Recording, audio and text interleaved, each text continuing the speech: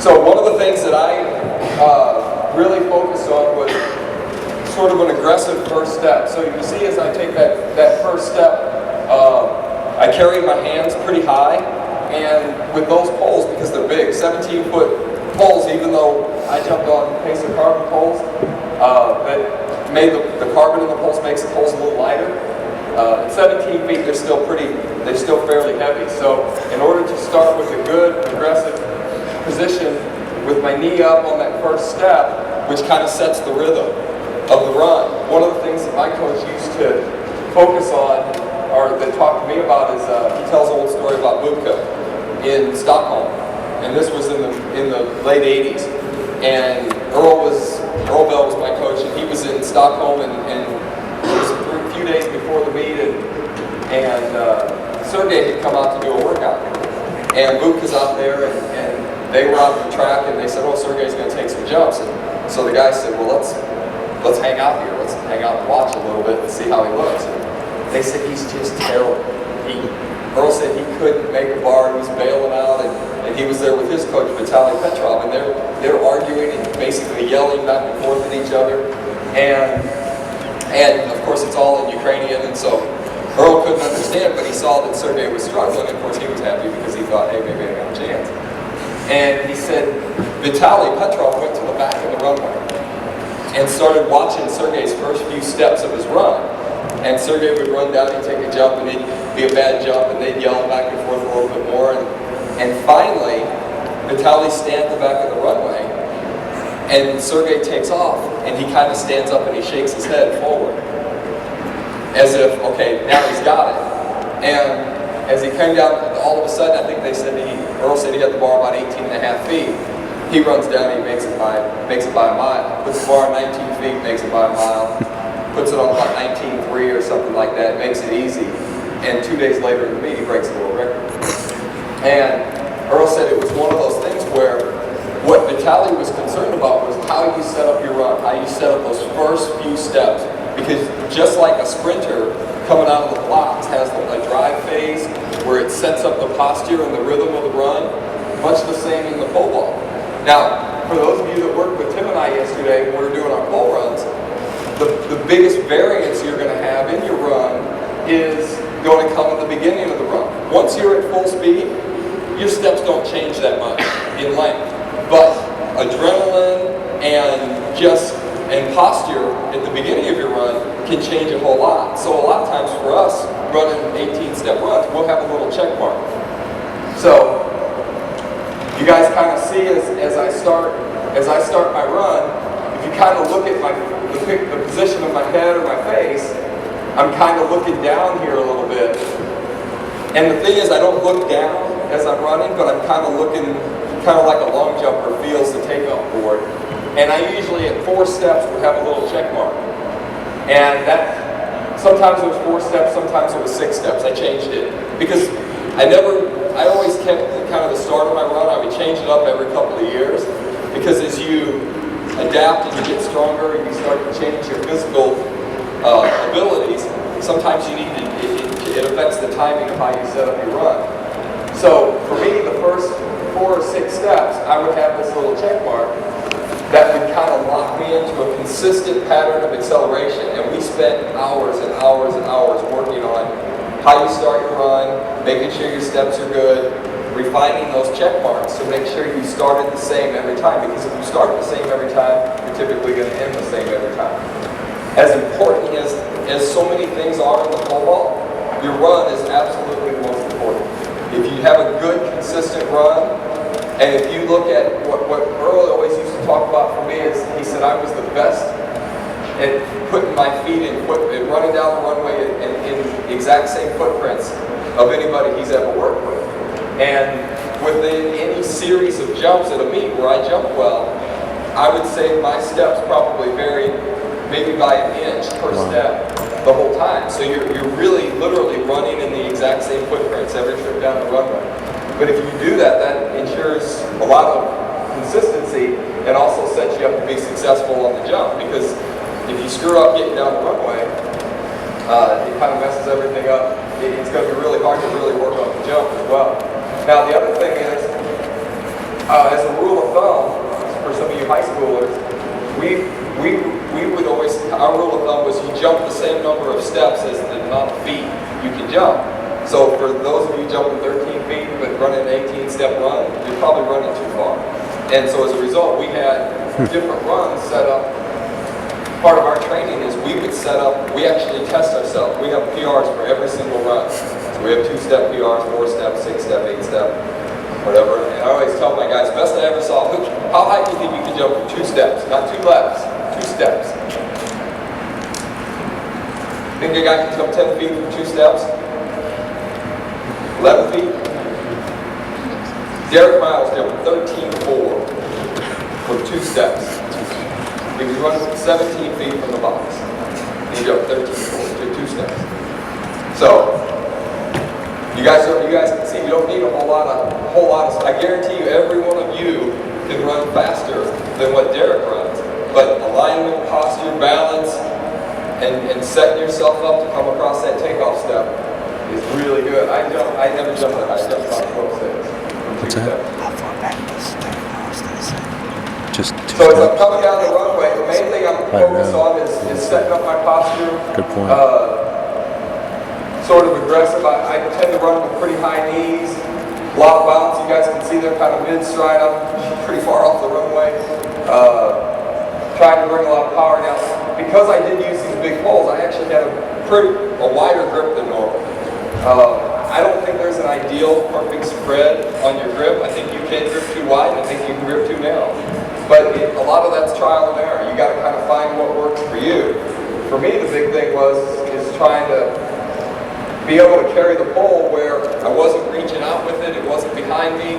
It was just a balanced position to where my arms can kind of flap as I'm running down the runway. And I've seen guys use different techniques with, Corey Tarpany used to, one of the old American vaulters used to kind of flap his arms back and forth.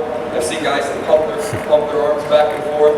I think you have to play around with whatever makes you run consistently is what helps you. For me, it was kind of keeping my elbows up high, but not shrugging my shoulders. I didn't want to pull my shoulders up high. I wanted my shoulders fairly relaxed, but my arms free to move around so that they can kind of work the same way a sprinter uses his arms when he's running.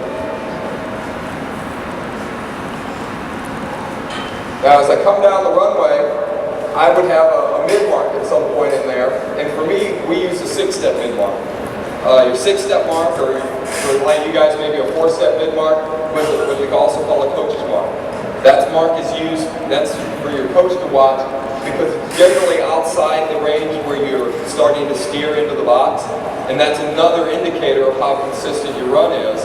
And so we would use that mid-mark to adjust your run. So if my mid-mark was too close, I'm going to steer to take off where I'm comfortable taking off. So if I'm a little bit close, I can chop down. If I'm a little bit out, I can reach. And so ideally, we want it to be smooth. You want those last few steps into the takeoff to be a smooth transition to get off the ground. So we would use that mid-mark and adjust from there in order to ensure that the run was going to be consistent.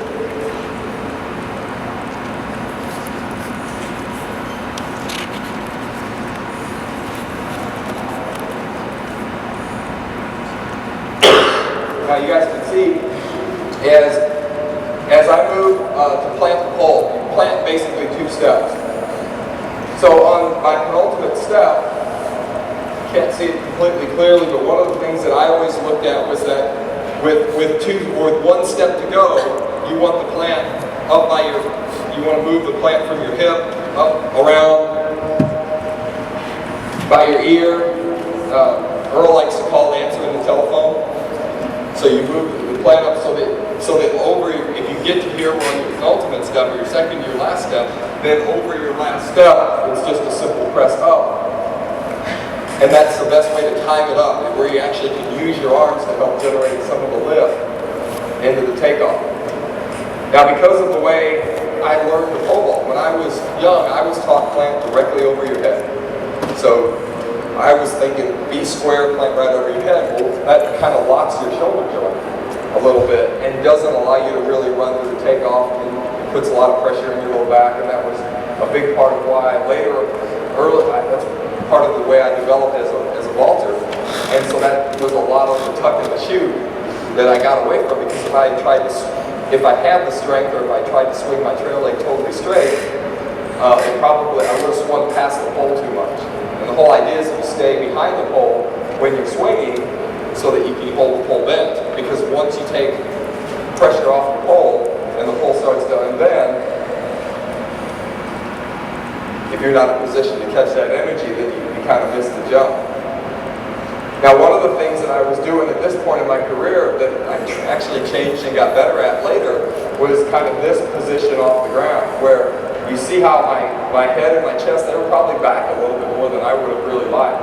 I would have liked to have seen my head and my chest stay a little bit more forward at this point, but my vertical impulse, or my jump up at the takeoff, was really strong. I take off in those days probably pretty consistently around 14 and a half feet would be a good takeoff spot. 14.4, 14.6.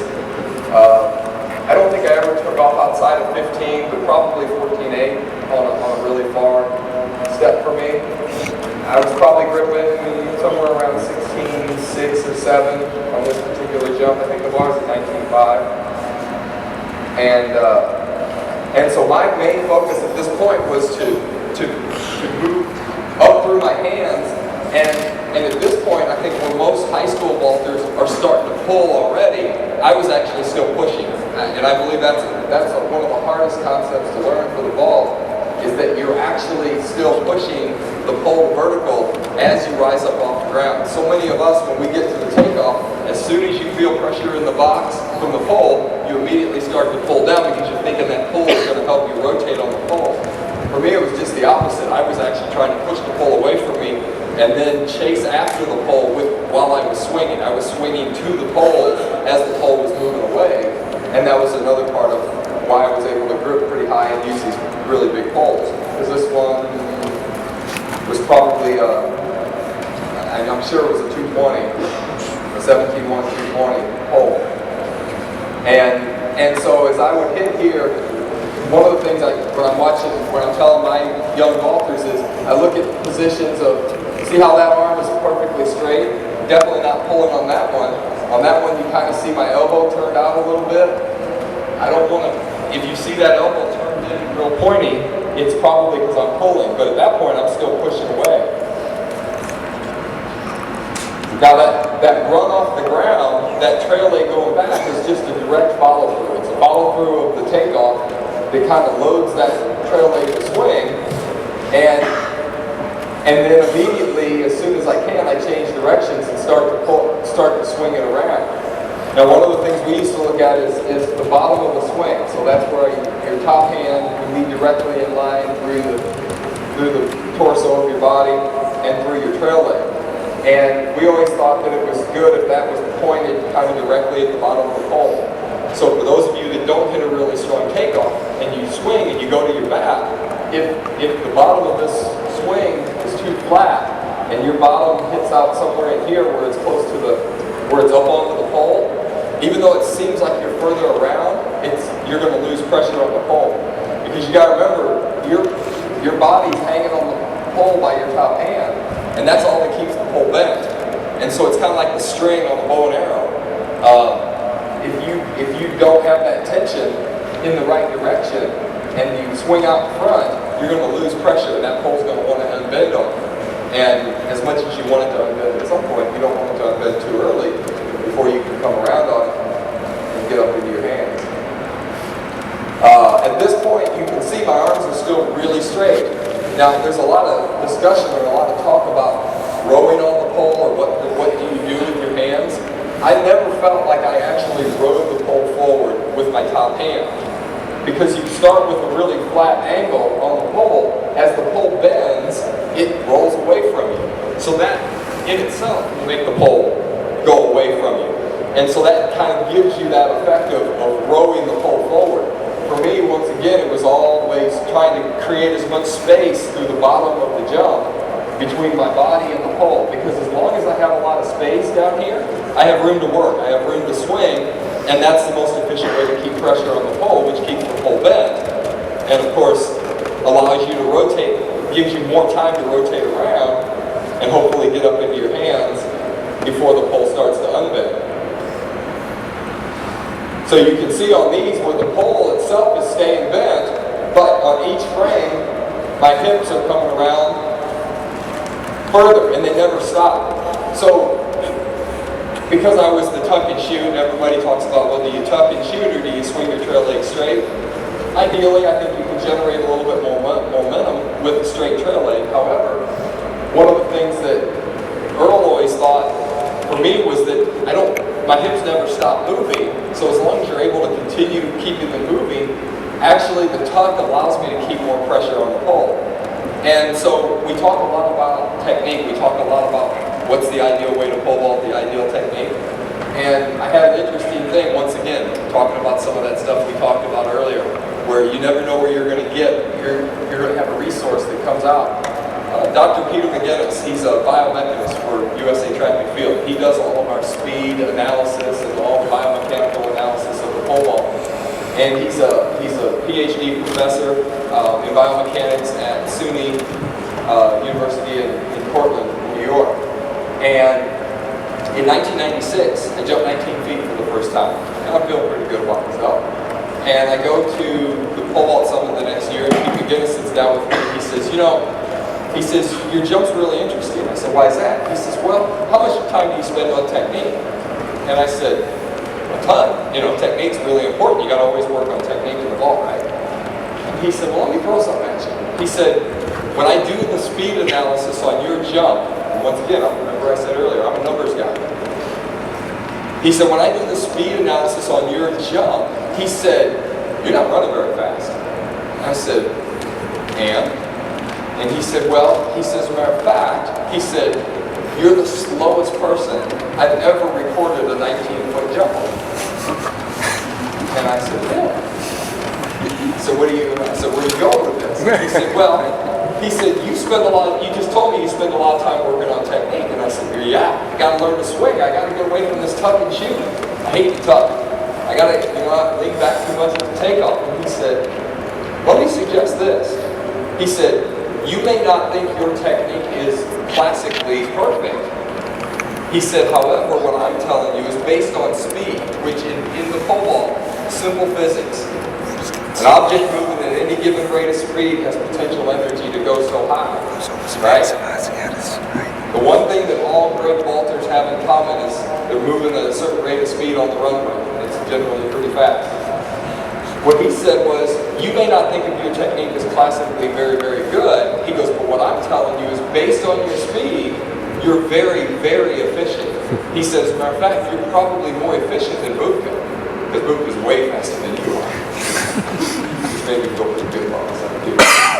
And I said, so what are you saying? He said, here's the deal. He said, I think you can work technique until you're blue in the face. And if you don't get any faster, you're not going to jump it. And to me, the light bulb went on, and I said, you know what? This is how I pole vault. This is how I jump. Now I got to figure out how to get faster. And 2 years later, 3 years later, the difference my technique really wasn't much different. The difference was I was moving a whole lot faster on the runway. So because of that little tuck, I'm able to keep a lot of pressure on the pole and stay way behind it, or stay behind the pole, which keeps the good pressure on the pole. And one of the guys, Chad Harding, that I trained with, another 19-footer from the Bell Athletics crew down in Jonesboro, who actually made the 2000 Olympic team. Chad used to laugh because he said about 50% of my best jumps he thought I was bailing out when he'd see me get to this ball. But one of the things I was able to do was kind of come through that position, because at this point, I'm pulling on that top hand, not with my arm, but with my back. It's like a lot of vaulters use power cleans. I think the power clean's a really good lift, because the same pull that you do during a power clean is really the same extension, or the same pull move you use, or the same extension you use to come out the end of the pole. And you see how my hips rise right in line with the pole. Now, another thing that was a big part of our jump, or of our ideas for training, is you guys played around a little bit on the range yesterday, a little bit on the road. One of the things that my coach used to talk about is we would always try to swing right hand and right hip. So So as you extend up the pole, you want your right hand, if you're a right-handed vaulter, to come right past your right hip. I see a lot of vaulters that want to come right between their legs, and I'll see guys doing these little drills where their hands come right between their legs. If you think about what's the most efficient way to lift your body into the air, especially like if you were on a high bar, is you square up and you swing right between your hands, and then you extend up the pole right between your hands. Well, that was kind of the same thing. If you watch old video of Boot from behind, he does a really good job of swinging and coming right between his hands. So a cue for us, especially for you guys if you have trouble turning, is right hand to right hip. If you bring your right hand to your right hip, it not only is a more efficient way to lift your body up the pole and stay in line with the pole, but it's also going to initiate the turn. So if you're having trouble turning, most likely it's because you're doing something and you're either swinging between your hands,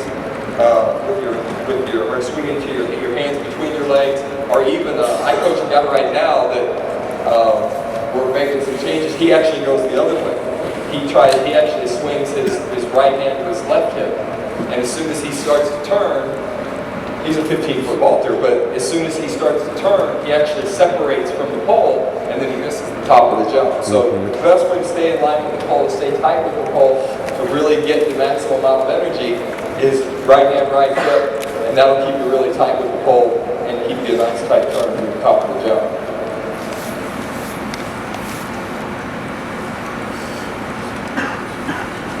And you see this thing, go right over there. I can see myself. Now this is kind of a funny thing, is kind of one of the things that makes the vault so special is, I think anytime a group of vaulters get together and a guy's jumping in a new PR, I remember watching Tim Mack jump 6 meters and 1 centimeter, 1980, and a little bit in Monte Carlo, or watching a guy like Brad Walker break my American record. You can't help, because you've been there or you want to be there, to get excited for another vaulter. And I remember, that's what I've said is also the greatest thing about the pole vault, is you know the performance before you ever make the attempt. So it's like the pole vault and the high jump are unique. In the long jump, you go take the jump and you got to wait for the measurement to know if you broke a record. In the pole vault, they announce it to the crowd. Hey, if he makes it, this is a record. So in Reno that year, when I did the American record, everybody in the stands knew if I made it, it's an American record. And after I did it, Kevin Brown and a couple of the other vaulters that I trained with came running up into the stands. And jumped up on me and, kind of gave me a big hug and stuff. And that's cool. I mean, to me, that was probably as cool as the jump itself, is that appreciation or that acknowledgement you get from some of your other competitors, other vaulters. Another thing I tell everybody, I moved to Jonesboro, Arkansas in the fall of 1987 to go to school at Arkansas State. And pretty much got hooked up with Earl Bell, my coach, right away. And Earl was my coach my whole career. He coached me until 2008. So 20 years together. We were together for 10 years before I broke the American record. And it was funny because when I made the Olympic team in 1996, I'd been working with Earl for 8 years. And I've been working on this for a long time. And Earl says, what's funny is people are going to come up and say, God, where'd this guy come from? And yet we've been together for 10 years working on this project. For us, it was like long overdue. We've been together for such a long time. But one of the things that I tell everyone is, in those 20 years that I worked with Earl, I bet we worked on the top part of my jump 3 times. Probably worked on the top of the jump 3 times. Everything else was this, what you're seeing here. It was the run. It was setting up the run, more speed, more power, more energy into the takeoff, better alignment into the takeoff, better posture. And the coach had asked me the question earlier about, can you overcome weak core strength with good technique? You can. But the odds of having your technique be so good that you don't need strength is so low that strength overcomes a lot of bad technique too. And so the two work together, so you constantly work to improve those weaknesses.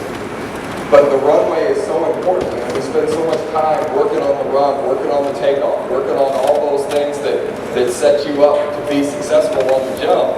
you don't really need much work on the top of the jump. And you see a lot of things, like Sergey, I know a lot of his best jumps. You see some really unorthodox releases of the pole and clearances, and it just didn't matter. He'd done everything right down at the bottom, and he had so much momentum going up. On this particular day, and this was actually in 1999 as well, at the U.S. Outdoor Championships in Eugene, Oregon, where the trials were last year. And probably the cool thing about this is American record jump, and this was a brand new pole. This was the first time I'd ever jumped on this pole, and it was a really big pole. Go to the other one, because you see where, I don't see any direct marks, but I'm guessing I'm at least out, or at least on, if not out a little bit on the takeoff. And gripping that high, probably out at 14.4 or so. And one of the things that, at this point in the jump, that I try to say, and you guys can look at your video, how many people have iPads? A lot of people? iPad's probably the greatest thing ever for coaching, because there's a whole bunch of free apps, there's pay apps, and I use an iPad every day when I'm coaching high school kids, because it's so easy to video and stuff. We didn't have a lot of those things back in the day. So we had video cameras, but they weren't quite as good as an iPad. iPads are really quick. But one of the things I look at, and I say is, at this point in the jump, right here, is this foot's coming off the ground? And, well, two things. The one thing that I want to see is, you see the pole just started to bend. It just got its first, it probably just made, on that frame, made contact with the back of the box. And you see how my takeoff foot's coming off the ground. That's what I would call a really clean takeoff, or a really good takeoff. You actually want to be at the highest point, so the highest point is up on your toe. If you're rising up off the ground and you're starting to leave the ground right as the pole makes contact, that's going to be the cleanest pickup. So that's going to be the takeoff that's going to allow your posture to stay in a good position to swing from, and not knock you onto your back and not knock you out of position. Because quite honestly, running into a bending fiberglass pole, it's a little bit of it's like a little small train wreck every time you run down the runway. So the more efficient you can be, the more lined up you can be to come off the ground, the more efficiently you deliver the energy of your run. Another thing that we focused on a lot with that run is, late in my career, I did get faster. When I talked to Pete McGinnis and he told me, you got to get faster, the thing was, I still wasn't that fast. If I was to, people ask me all the time, when you run the 100 in? I never ran the 100. So I have no idea what my 100 meter speed was. But it wouldn't have been a big number. It wouldn't have been something that would have just blown you away. What I was very good at, though, was I was almost as fast with the pole as I was without the pole. And for all of you guys, that's what you guys need to really focus on, is you need, I guarantee you, you can all run faster with the pole than you do now relative to how fast you ultimately are. So that's kind of an easy way to improve in the bowl. If you're slow, you're slow. But if you're not running 100% of what your speed is when you carry the pole, that's something that's a lot easier to fix sometimes than fixing the speed itself. Because Usain Bolt, is there any denying that he couldn't run faster than all of us on the runway? But I don't know that he could do it efficiently with the pole. It would take a lot of time, it would take a lot of practice. There's no question he's the fastest guy in the world, but it's not the fastest guy in the world, it's the fastest guy on the runway. Is the guy that's going to get the best energy. So the other thing I look at is right at this point where your foot leaves the ground, what would happen if that pole disappeared right now? If I could snap my fingers and make the pole disappear, what would happen to my body? For me, I'm trying to make sure all I think I would do is just jump up into the pit.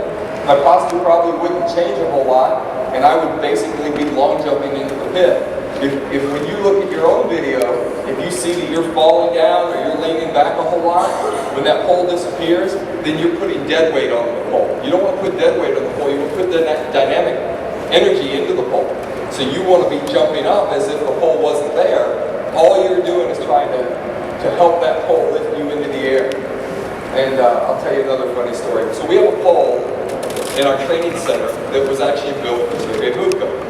And it sits in the corner, and it's really not that big a pole. It's a lot smaller than this one, but at the time when we first got it, we thought it was just this enormous pole. And we have camps in Bell Lakes all the time. We had this little guy from Louisiana that had probably been to 8 or 10 camps in a row or something like that. He weighed about 90 pounds. He had a PR of about 11 feet. And we said, you know what would be cool? What if he could jump on that big giant pole? What if he could grab the end of it? We said, well, let's try it. So we said, hey, we actually put the tape on backwards so it would be sticky. And we said, okay, you hold the end of it, and we're going to get 2 people behind you to boost you, and we're going to get about 4 people on the pole pulling, and we're going to pull this pole into the pit, and you're going to jump up, and we're going to throw you up in the air. So we get him lined up, and we say, okay, ready? 1, 2, 3. We do it a couple of times, and pretty soon we throw him over 15 feet. And he actually makes 15 feet, which is pretty cool for this guy that weighed 90 pounds from Louisiana with a 11-foot PR. So then we said, well, you know what? Wouldn't that be cool? Let's take a guy that's a good bowler. Let's take a guy who can jump 18 feet and do kind of the same thing and see what he does. So there was a guy that was there with us at the time, and he had jumped about 18, a little over 86, but he weighs 170 pounds. So he gets there, and he's like, okay, on the count of 3, I'm going to go, and you guys pull that pole, and you guys help me lift me up. And we counted 1, 2, 3, and a couple of us start pulling on the pole, and a couple of us start pushing him up into the air, and that pole just bends and bends and bends, and we almost broke it. We almost broke the pole. We were like, whoa, what was that? And the whole thing is, the pole is not like Wile E. Coyote chasing the Roadrunner. You can't just bend the pole and get attached to it and cut the string and go flying up in the air. It's dynamic energy. It's energy that's moving in space that is what makes a pole vaulter efficient. And Mike Tully, who was an Olympic silver medalist in 1984, used to tell me, it takes the same amount of time from the time you leave the ground until the time you hit the pit to jump 15 feet as it does to jump 20 feet. It's just the guy who jumps 20 feet gets there a whole lot faster. And so the whole moral of the story is you have to do a good job of converting energy, of delivering energy into the jump. Where you're rising up and you're taking off the ground, that pole's only there to help you. That pole's not, you can't make the pole do all the work. As big as those poles are, you can't put dead weight on them. So you have to do as much as you can. I weigh 190 pounds. So that's still a lot of weight to try to throw 20 feet up in the air. Probably why I could never do it, right? So on this one, you see you get a nice big ground bend.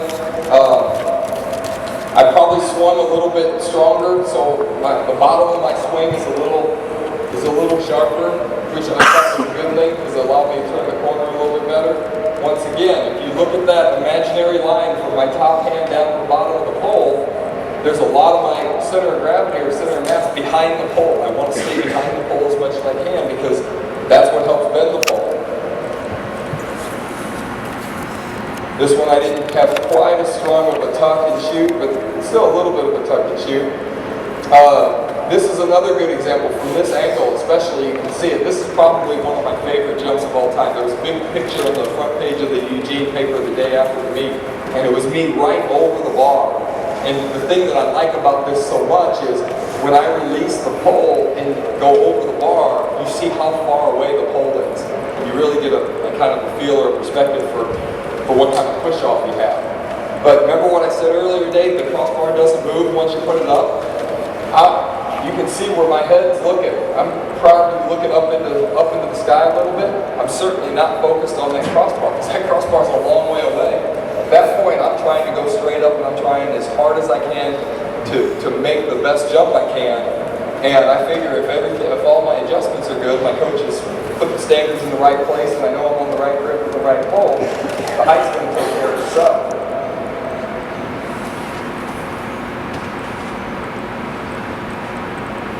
So you see here, I've already released the pole with my left hand, and as I'm turning, but coming through that right hip, right hand to right hip, it allows me to stay really in line with the pole to where now that push through my top hand goes right down the shaft of the pole, and all the energy of that pole and bending comes right out the top of the jump.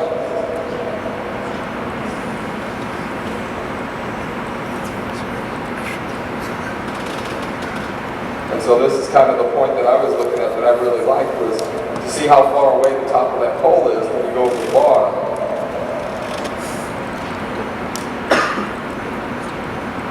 once again, you notice I don't talk much about